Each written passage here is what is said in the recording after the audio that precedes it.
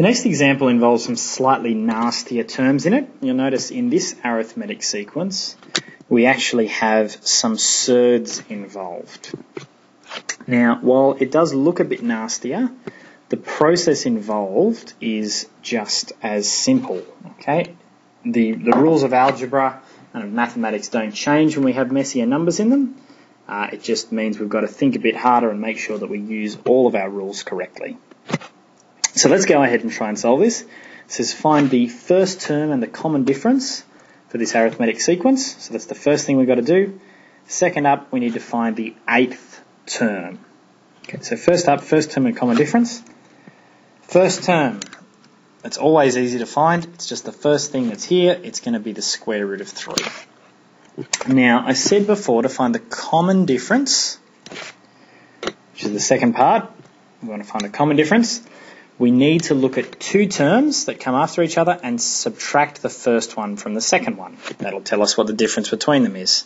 So here I have square root of 12, take away the square root of 3. Now, initially, you might look at that and go, well, that's not very helpful. That doesn't look like a very nice number. Well, it's not at the moment, and we can't immediately simplify this, but what we can do is we can use our surd laws on this square root of 12 so that we can deal with it. Okay, 12. If you remember right back to week 1, 12 is the same as 4 times 3. And I can split this square root up. Square root of 4 times the square root of 3. Square root of 4 is just 2. And so I find out that my common difference is just 2 root 3 minus root 3. That's going to be just the square root of 3.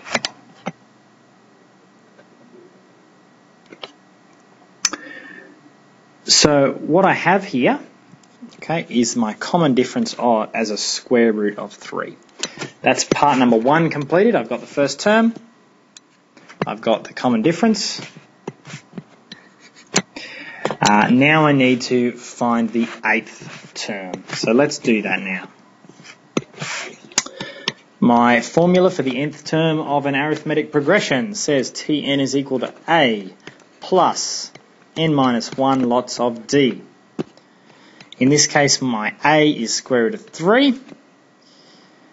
We're looking at the 8th term, so this is T8.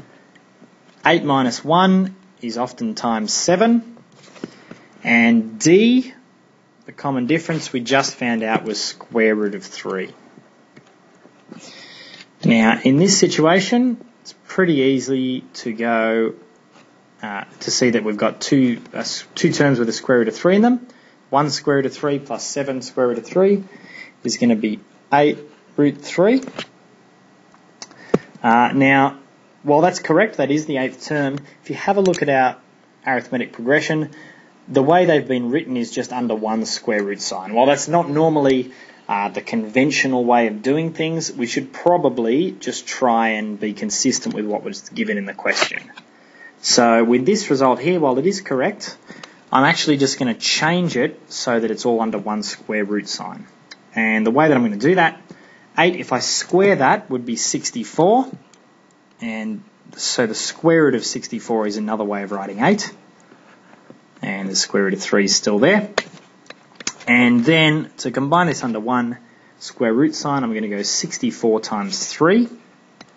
Now, I don't know about you, but I can't do 64 times 3 in my head. So at this point, it's actually okay to just key it into a calculator. If I can find somewhere to put this cursor, I do 64 times 3 equals, and it tells me that the answer is 192.